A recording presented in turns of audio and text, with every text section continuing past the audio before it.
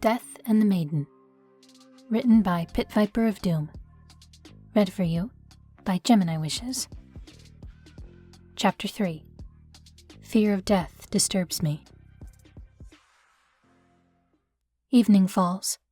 The 2 reception invites Melissa procures nearly drive Kaminari and Ashido to tears, and that's worth cashing a favor from Indira in the Applied Quirk Theory department. It's also worth the inevitable delay when Mina begs them to wait for her to grab her party clothes after her shift is over. If the rest of them are willing to delay a little so they can go in together, then so is Melissa. Melissa catches up to Yayorozu outside the tower. Out of her costume, she looks every inch the society girl, as pristine and polished as if she was born on a red carpet. Melissa kind of envies her. The best compliment she's ever gotten is cute, but Yayorozu looks downright elegant. "I love your earrings," Yayorozu says as they arrive. Ida is already there, looking impatient. "Oh, Melissa's cheeks warm, and she brings her hand up to her ear self-consciously. "Thank you. They were a present from my mom. She got them the last time she went to Greece. They're beautiful. They sort of look like a necklace my aunt has. I always loved that necklace. Lapis lazuli has such a wonderful shade of blue. It looks wonderful on you." "Oh, thank you," Melissa laughs, surprised, though she shouldn't be. Izuku did say that Yayorozu's quirk required her to understand the molecular makeup of anything she wanted to create. "Though I guess with your quirk you could probably make lapis lazuli yourself. And tank the value of every precious stone or metal on the planet," she thinks, but keeps that to herself. Yayorozu grins, dimpling. "Probably, but where's the fun in that? A gift from across the world has a much better story behind it." Melissa's too flustered to speak after that, which is why she's grateful when Tsuyu and Uraraka arrive. They're probably the main reason Yayorozu doesn't ask after the story, and Melissa doesn't have to explain that there really isn't one. Her parents separated when she was too young to be upset about it, and Mom can't call or visit more than a few times a year because of how intense her job is. It happens. And she realizes, now that she's older, that there's a discrepancy between that and Uncle Might, who has been the symbol of peace for as long as she's known him, but still found the time to call and email and ask after her projects. Izuku and Todoroki arrive together, and Melissa's earlier assessment still stands. They're still joined at the hip, and they both look happier for it. Izuku especially looks more relaxed than before, and Melissa wonders if she even needs to follow Uncle Might's request when Todoroki's already doing the job for her. Ashido and Kaminari arrive at last, much to Ida's vocal relief, and Melissa lets her nerves settle. Everyone's dressed to the nines and here to have fun, and they will. Once all the stuffy speeches are out of the way, the reception can be a real riot. Godzilla's always the life of the party. When the champagne comes out, he gets about 80% funnier.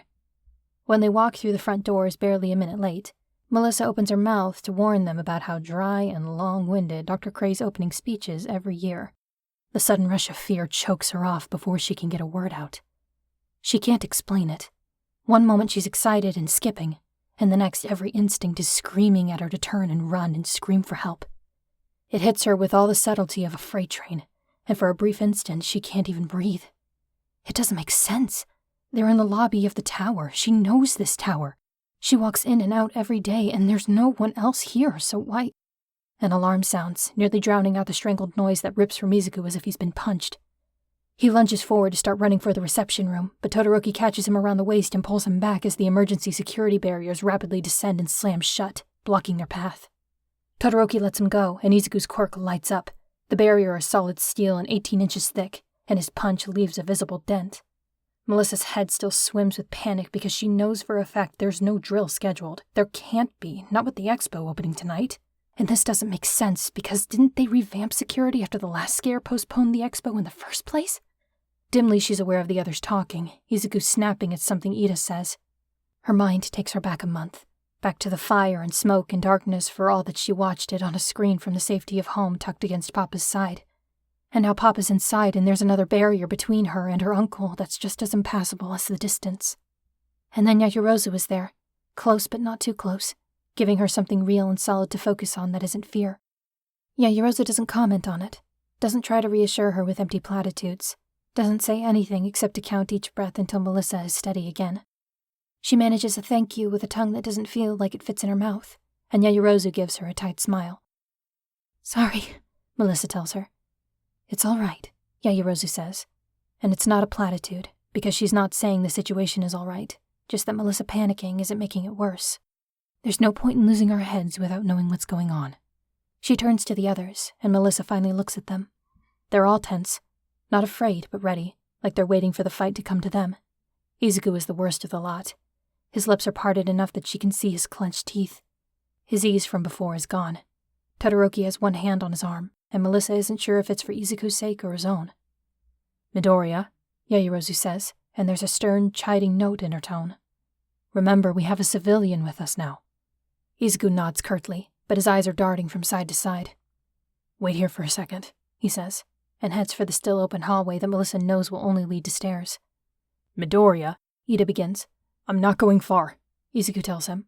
"I just want to have a look at what's going on. The stairs lead to an area above the reception room with a full window." Later, Melissa will think to wonder how he knew that. Todoroki goes with him without a word. It's technically better than running off alone, and Melissa has already gotten a taste of how powerful they both are. But there's still only two of them. And then Ida or Nabaraka exchange a glance and go after them. That's a little better. "Don't worry," Yaoyorozu tells her, as if reading her thoughts. "They'll keep each other from doing anything rash. It's just..." Melissa purses her lips. "My uncle said Izuku's been through a lot, and the other three are with him now," Yaoyorozu assures her. "Todoroki especially won't let anything happen to him." "Not after last time," Siyu says quietly. Melissa sort of knows what she's talking about, but mostly doesn't. The tension in the air doesn't let up until they return a few minutes later, and even then the news is still grim. "We counted between 40 and 50 villains in the room," Ida reports. "The guests are currently being held hostage." "That's impossible," Melissa bursts out. "The security system is under their control."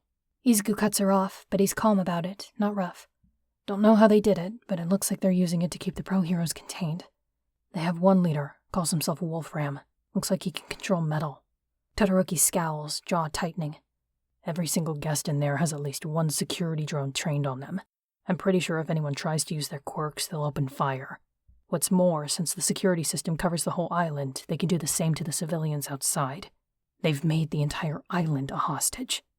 "The security robots are designed to incapacitate only," Melissa says softly, almost to herself, because she can either mutter obvious things to herself or choke on her own panic. "There are safeguards to keep the energy levels at non-lethal levels." "The villains said they've been overridden," Uraraka tells her gently. "From what we saw, none of the heroes in there are prepared to take that chance." By some miracle, Melissa manages not to burst into tears then and there. Her new friends are all heroes, they're all keeping calm, and Melissa has never felt so alone.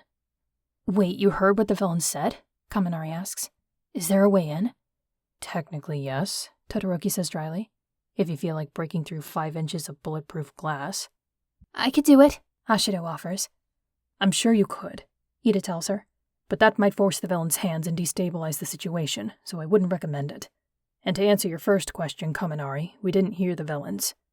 The window we were at was right in All Might's line of sight," Izuku says grimly. "He was surrounded and watched, but he could still fingerspell." "That's why it took so long," Uraraka says. "He couldn't really do full words like that." "Uncle Might is okay. That's something. It's better than nothing." "Melissa, there's something else." It's Izuku speaking again. At some point he stepped closer, and now he stands before her, not quite in her space, holding her gaze with a steadiness that she can't feel. "This next part is hard, but I need you to focus and think, okay?" Melissa blinks at him, bewildered. She's no hero, not the way they are. She's a support technician, and right now she's stuck in a hallway with none of her usual equipment but the multi-tool hidden in her skirt pocket. Because Papa says never to go anywhere without a multi-tool. But if she can help, then she will.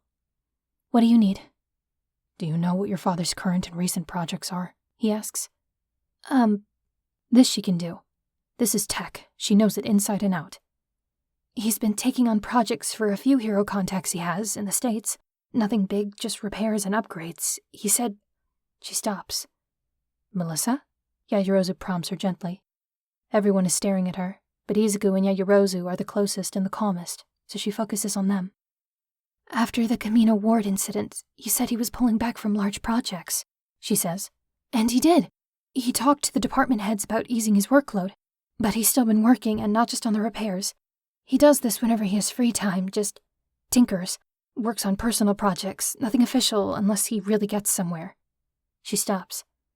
"Why are you asking?" A look passes between the four who went up to look into the reception room. Wolfram went into the elevator, Todoroki says at last. He took 3 people with him.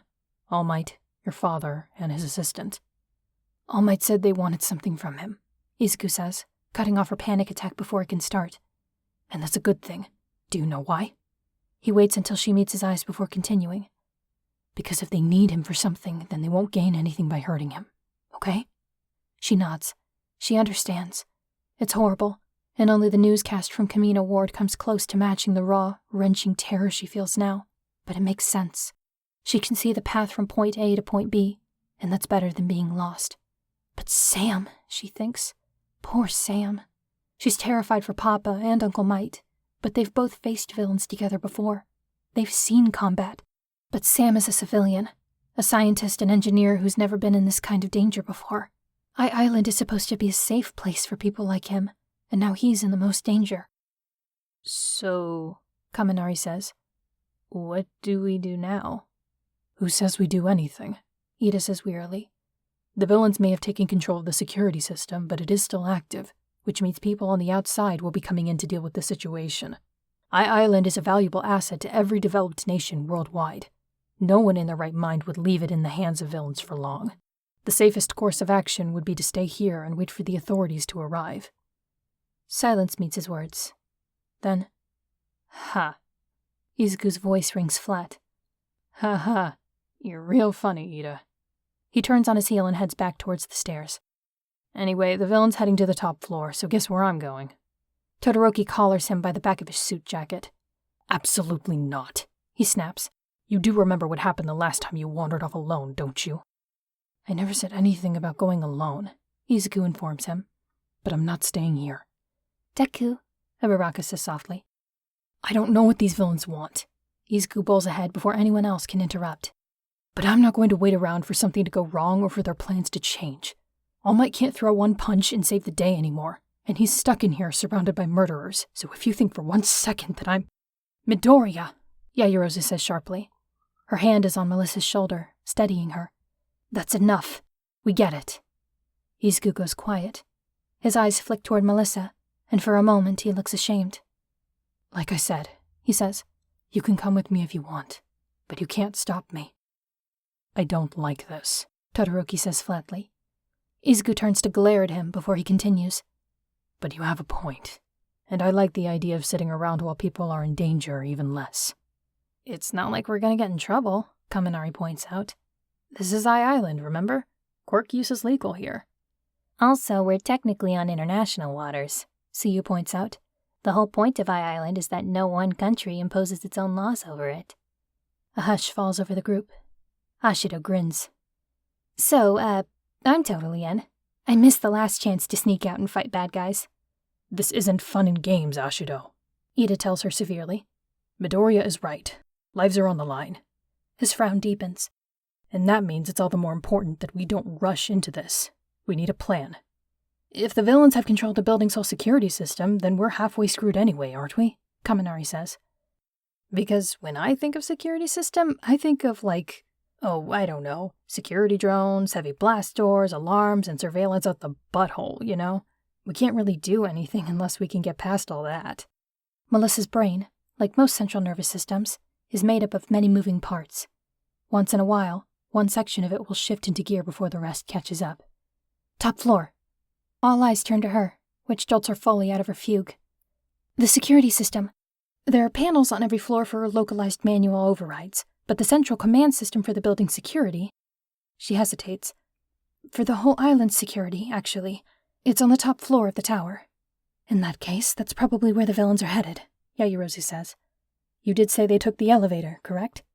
What else is up there? Suyu asks. The vault, Melissa answers. It holds Island's most sensitive and classified materials. Prototypes, research notes for secret projects, the kind of things villains would be interested in. Well, here's how I see it. Izuku speaks up again. He's starting to sound impatient. We have a good idea of where they're headed, and as far as we know, they don't know we're here yet. They think they have everybody holed up in the reception room.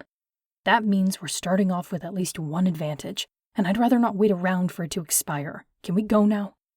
We barely know what's going on, Melissa says, before she can stop herself. The villains hold all the cards. They have the upper hand, Izuku agrees. So then, we're going to break it, he tells her. His eyes are steady. He shouldn't be this calm, not so soon after losing his temper, not when they barely have a plan, not when, even with what little they know, they have no way of navigating the active security system without... The idea comes like the flick of a switch, a spark that travels from one neuron to the next until it spreads all across her brain, too loud and bright to be ignored. A wave of terror rises with it, but Melissa clenches her fists and swallows it. I'm coming with you. That's not a good idea, Yajirozu says gently. Yes, it is, Melissa insists. None of you know how the security system works. You can't access the control panels, and even if you do reach the top floor, would any of you know how to take back control of the system? The air turns awkward. Well, I figured I'd just, Kaminari makes a vague gesture. Zap. It's Uraraka who reaches over and slaps the back of his head lightly. You want us to break the controls when all the drones have their weapons trained on unarmed civilians? He winces. Oh, Miss Shield. Ida levels with her for a moment, easily drawing her attention to his face and holding it. Melissa can see why the others look to him for leadership. I cannot advise this. If you come with us, we can't ensure your safety. This area is accessible to the security drones, she tells him. You can't ensure it by leaving me here either. Her legs still feel like jelly, her chest still tight. She's scared. She's never been so scared in her life. I know they took your teacher, but they took my father and invaded my home. Her voice cracks. I've been studying and learning my whole life to support heroes, so please, let me support you. None of them can argue with her. Maybe when this is all over, she'll feel proud of that. With discussions and bickering out of the way, it's almost alarming how quickly and easily alarm and uncertainty are abandoned in favor of quick, almost businesslike poise. Constricting formal wear is abandoned almost immediately. The boys leave their suit jackets behind, and Yajirozu produces some practical flats for the girls who ditch their heels. Izuku takes the lead, and it's either a good thing he does or just lucky, because they manage to avoid detection quite a bit longer than Melissa would have expected. From time to time he'll lead them out to a different stairwell, or stop for a minute to mutter to himself and wring his hands oddly like a nervous tick. And Melissa can't make heads or tails of when or why he does, but maybe he knows something she doesn't. Hero training probably involves some level of situational awareness and predicting enemy moves, right? We should aim for the 100th floor, Melissa tells them when they stop for a breather. Most of the others are barely winded, and she's starting to worry that she'll only slow them down after all. Ida is literally built for speed, and Siyu puts him to shame by clearing each flight in 1 or 2 jumps. What's on the 100th floor? Uraraka asks her. Elevator maintenance panel. Melissa marches in place to keep her legs from cramping. The villains have control of the elevator right now. I might be able to override it from that panel. Yajirozu pulls a water bottle out of her midsection and hands it to her. Melissa drinks from it gratefully and tries not to think too hard about where it came from. Floor 100 is still a long way up, never mind the top of the tower at twice that height. Their fortune and secrecy hold until the 80th floor. They had been forced to leave the stairwell again, and were running through the floor itself to find another way up. The muscles in Melissa's legs burned, but she kept breathing. They were nearly there. 20 more floors, and she could get them into the elevator. It was a straight shot to the villains, and that was a whole different problem, but at least they wouldn't have to climb any more stairs. They're passing through the botany lab when things start to go wrong.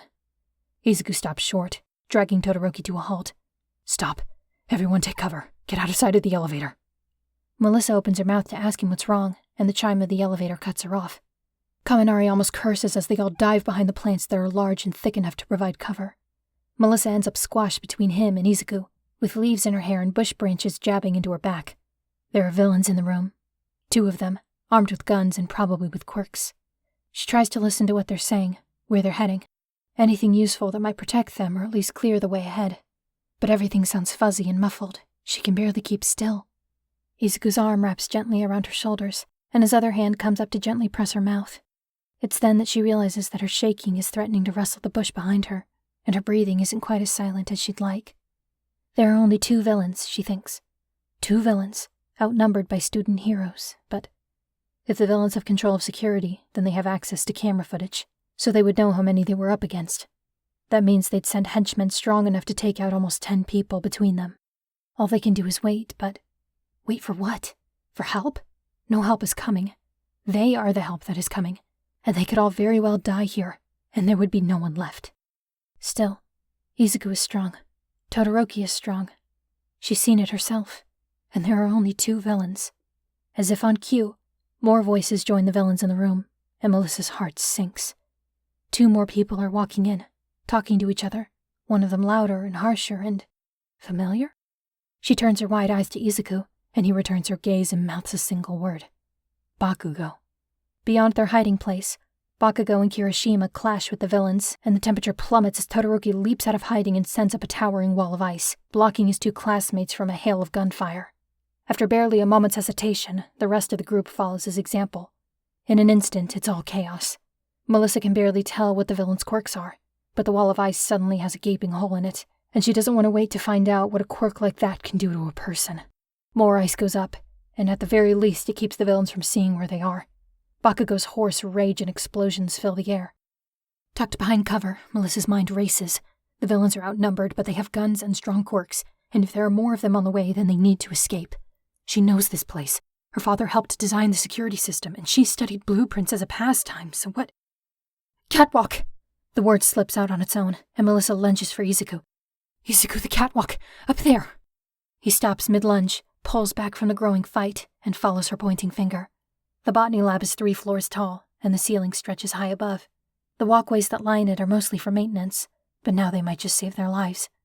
Is there a way to... He stops mid-sentence, eyes narrowing, lips moving as he mutters things she can't hear. There are windows on that level, she says. They're meant for viewing only, so they're shatterproof, but they're probably not acid-proof. He smiles. It's not a nice smile. Okay, he says. Okay, that'll work. He turns and grabs Uraraka and Tsuyu. They huddle together for a moment, deep in discussion, before Uraraka turns and grabs Ashido. Melt through the windows when you get up there, Uraraka tells her. We'll cover you, don't worry. And then she throws her. Ashido hurtles upward, turning end over end as she sails upward. At floor level, the battle intensifies as the rest of the hero students fight to keep the villain's attention off of her. Uraraka sends Kaminari sailing up after her, and Tsuyu turns and whips her tongue around Melissa's waist. Valiant advance, Tsuyu says, and leaps. The ground falls away, and Melissa has to shut her eyes to keep from screaming. With Tsuyu's wall jumping, they almost catch up to Ashido when they reach the catwalk. Melissa is set down carefully beside her, and Tsuyu nods to her before leaping down to grab someone else. It's terrifying and tense, but somehow efficient. Yaoyorozu joins them next, then Izuku, then Ida, and by then Ashido has melted through the nearest window. Far below, the battle still rages. There's no gunfire to challenge Bakugo's blasting, but the villains don't look like they're slowing down. Tsuyu reaches the catwalk carrying Todoroki, who trembles as she sets him on his feet. Warm air wafts off his left side, and the shaking stops. Below him, someone is yelling. It gets louder as the voice gets closer, before Tsuyu sends out her tongue and snatches Kirishima out of the air like a fly. He's red-faced with fury. They threw me! That was the plan, Yaoyorozu points out. What about Uraraka and Bakugo staying behind? He demands, and Melissa's heart gives a painful twist. Was that part of the plan? 'Cause they just decided it was. What are you talking about? Ida says. Next to Melissa, Izuku goes tense. The last ones would be sitting ducks. His voice is hushed, his eyes wide, as if he's realizing it at the same time they are. We only made it up here because the villains were occupied. Far below, Bakugo's voice rings out. Get the fuck out, morons! A moment later, a circular hole cuts through the catwalk, just a few feet behind their group. The section they're standing on begins to dip. Izuku's arm goes around her waist. Time to go. He hurls them both through the mostly dissolved window. The others follow. Tsuyu crawls up the wall last as the broken catwalk falls from its fastening and plummets to the ground below. Stunned, Melissa can only stare at the window, explosions still ringing in her ears. A light touch to her arm brings her back to the present and Izuku's calm face. They'll be all right, he says. He doesn't speak to her gently. His tone isn't comforting. It's just flat, honest. Bakugo's one of the strongest in our class, and Uraraka's one of the best fighters. Also, I melted their guns before she threw me, Ashido adds. So they're kind of boned, actually. A few of the others chuckle. We should keep moving, Todoroki says. We're almost to the 100th floor. Right. Melissa's knees are still shaking from the adrenaline, but she squares her shoulders. Let's go then. There will be more villains on that floor, Izuku says, as they make their way down to the next empty hallway. How do you know? Melissa asks. He doesn't answer her right away, and Ida clears his throat. If Wolfram knows the security system, then he'll have people guarding all major points of control, he says. He may not be expecting opposition, but the most successful villains are those who prepare for any eventuality. Oh, she says. It makes sense. How many, do you think? Not too many, Izuku says. I'm not worried. We can probably take them. The last two had us on the run, Siyu points out. They were sent specifically to take us out, Izuku replies. I think. They were probably picked because they had quirks that strong. Sentry duty's grunt work, Todoroki adds. You don't waste your best people on that. Melissa only hopes they're right. David has been at a loss for words since the troop of villains first strode into the reception room and took over. What could he possibly have said at that moment or in moments following it? This shouldn't be happening. There is no reason for this to be happening. He thought that all of this was behind them, and now here he is, hands shaking as he helps Sam disable the vault security. It's on a separate system as a precaution against exactly this situation, in which unauthorized entities seize control of the rest of the building. When he helped design the system, no one had pointed out the possibility of someone disabling it under duress. And right now, with one man holding Toshi at gunpoint just out of reach, David is most definitely under duress.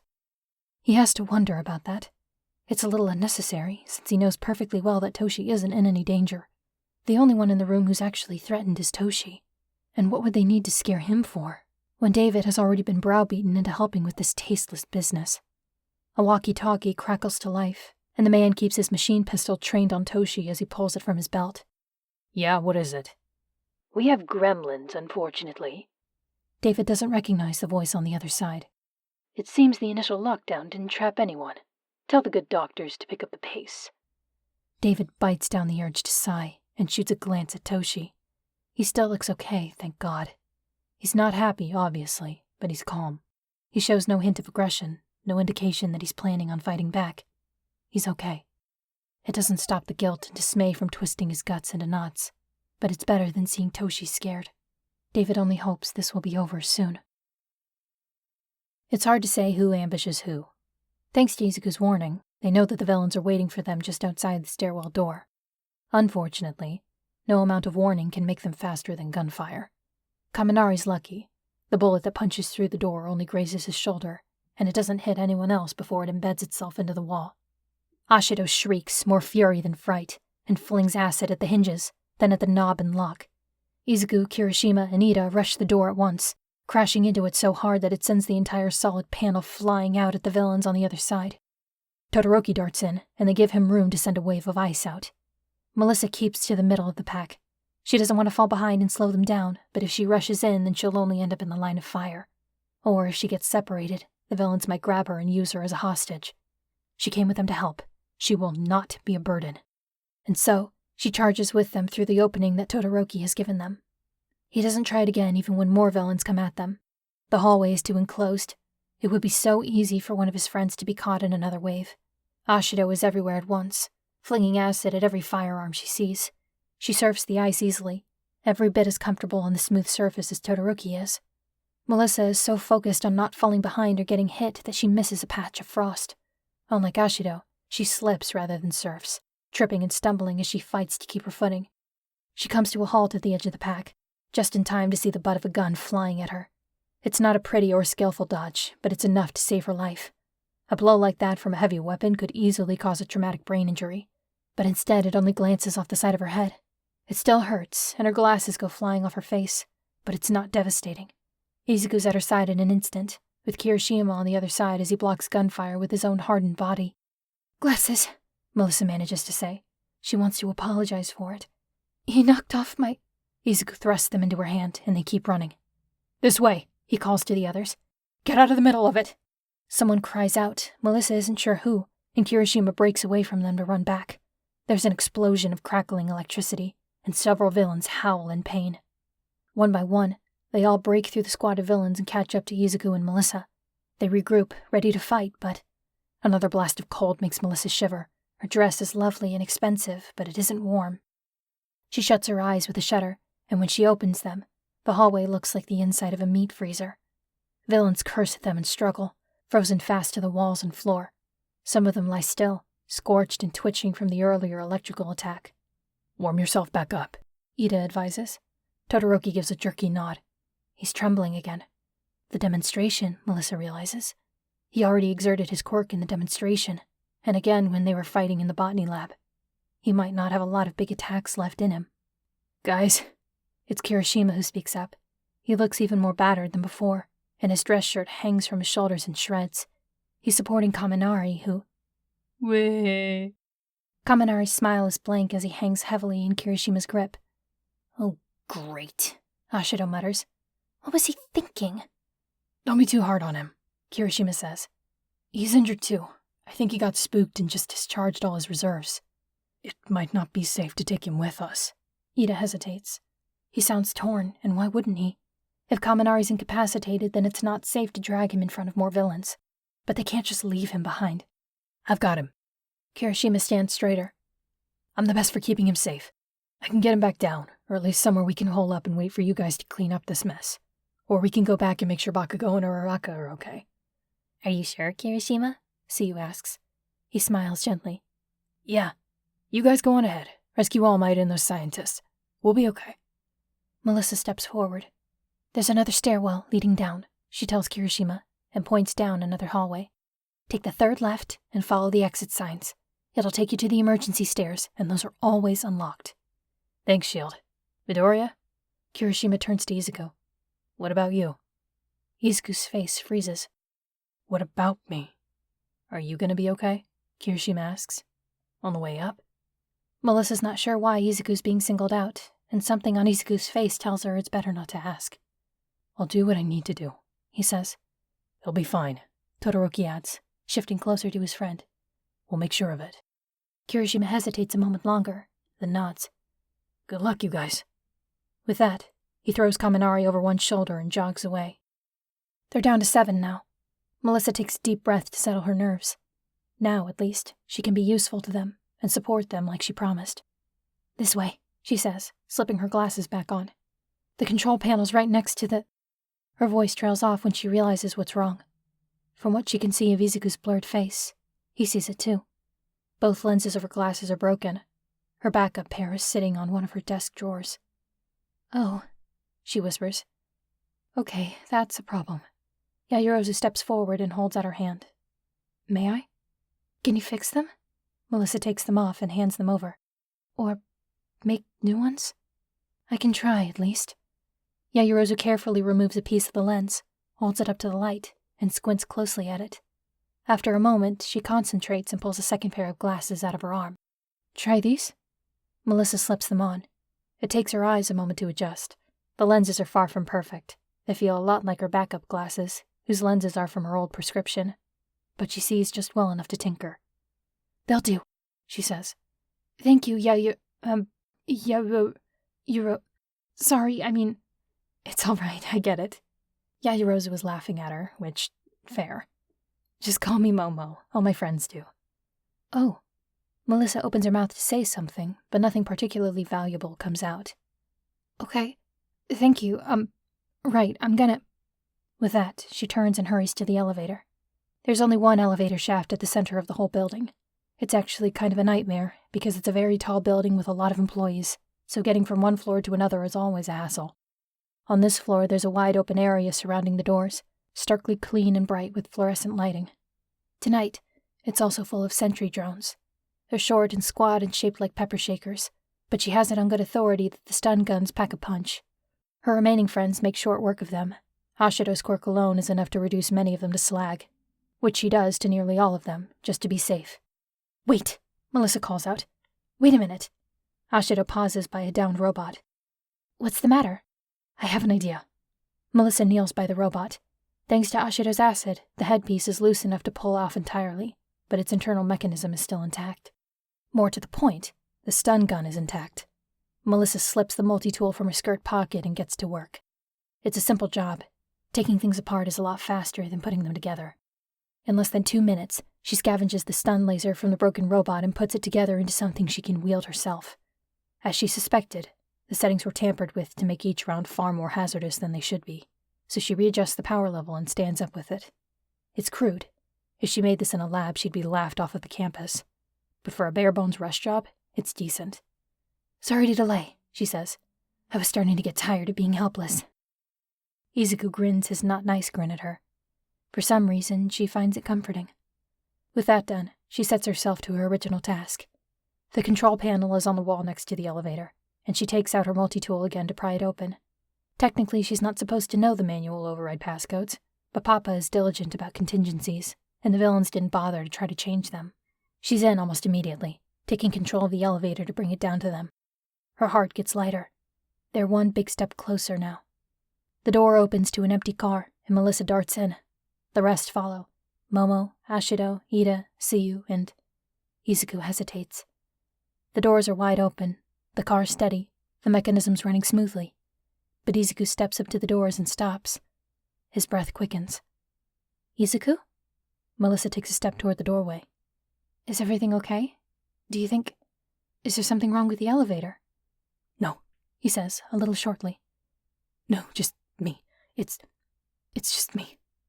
Before Melissa can ask what he means, Todoroki reaches out for him.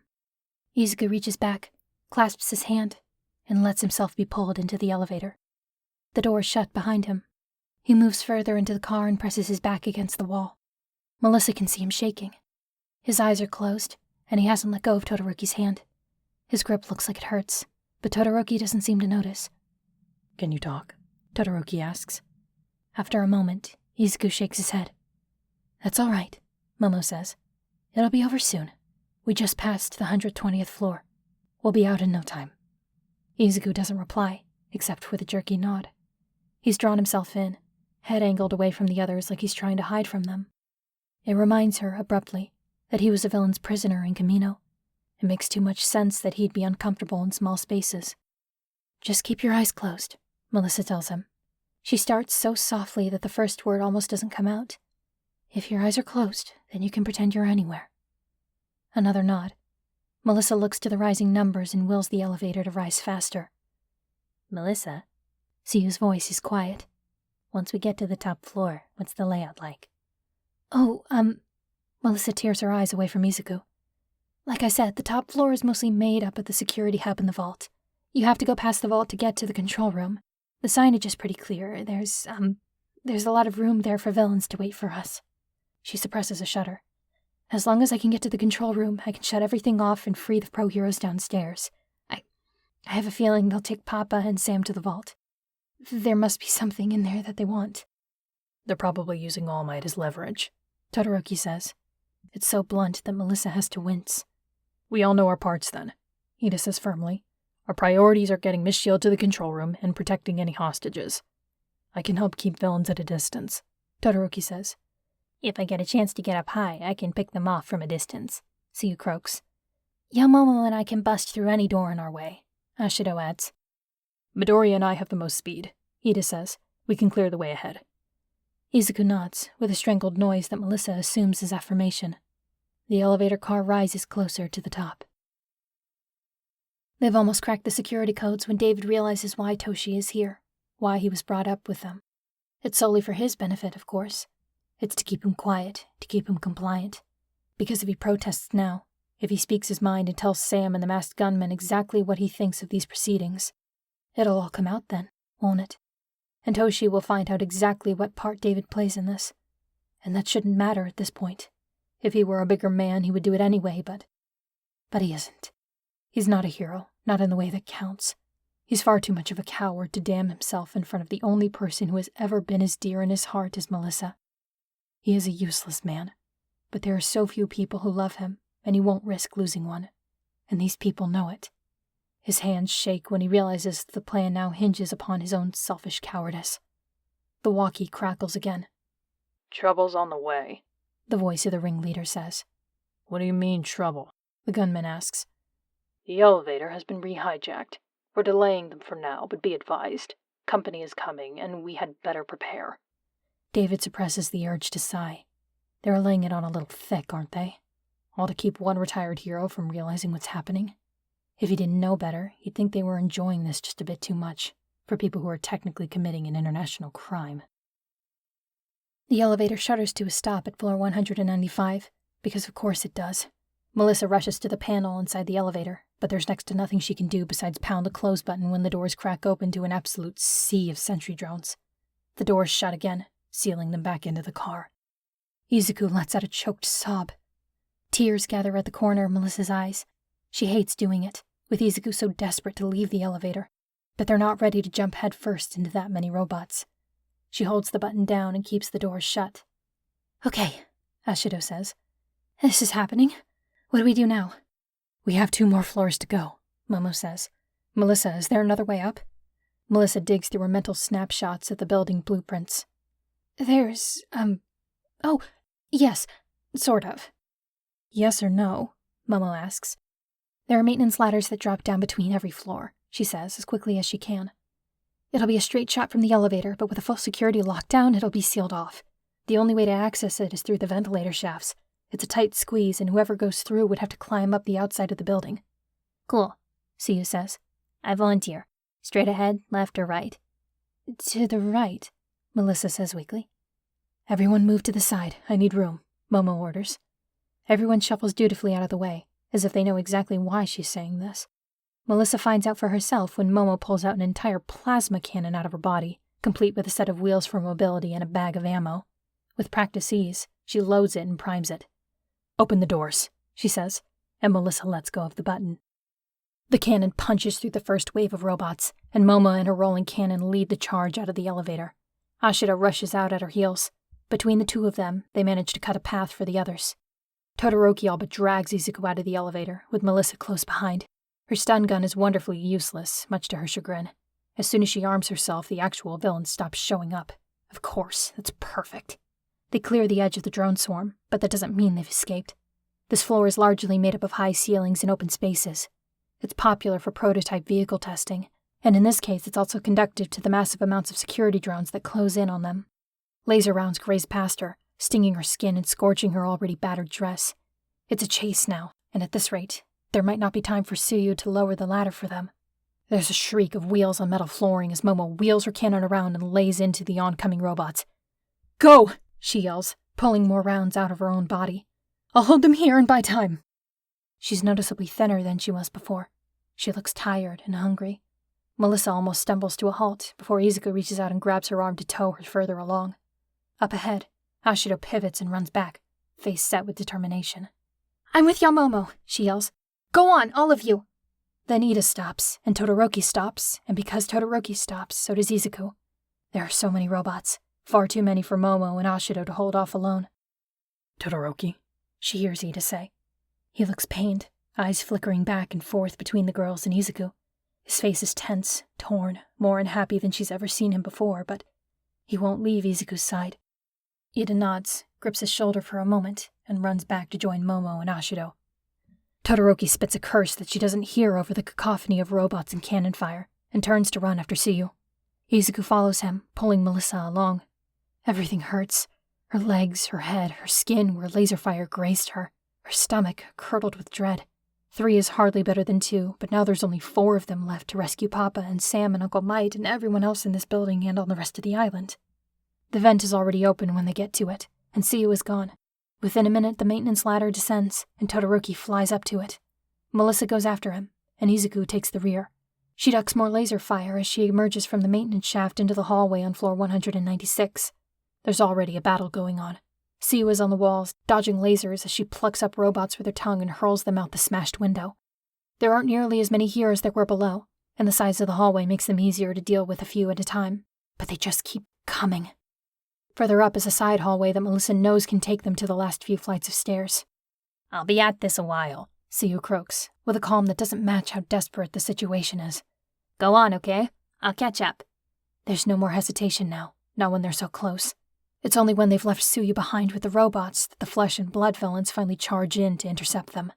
Melissa screams, with fear or rage or both, and shoots the first frontrunner point blank with her scavenged stun gun. He goes down hard, and Izuku takes the next one down with a powerful kick to the head.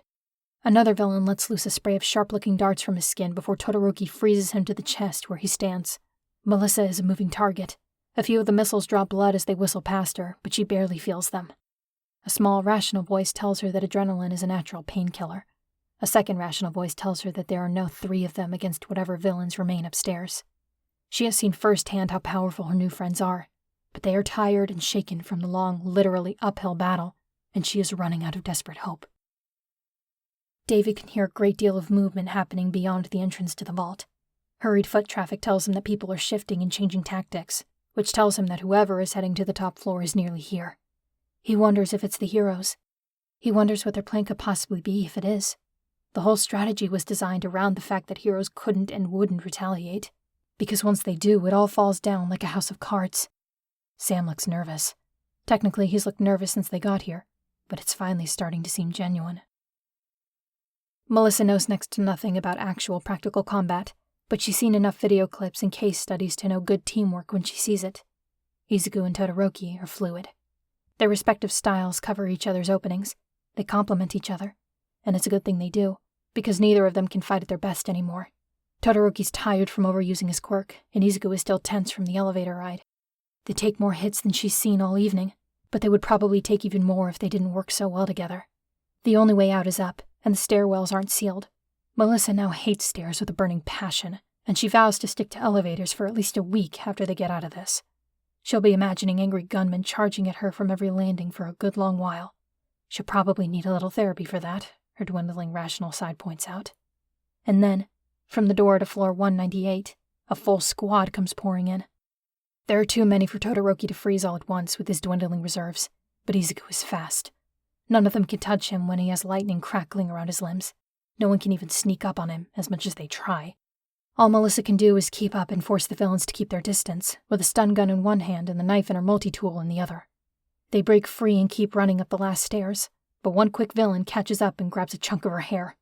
She can't get a good angle with her stun gun, not before he drags her back, but she can take a swing with her knife. A few panicked slashes, and the villain is left with a handful of shorn blonde hair as she races to catch up with the others.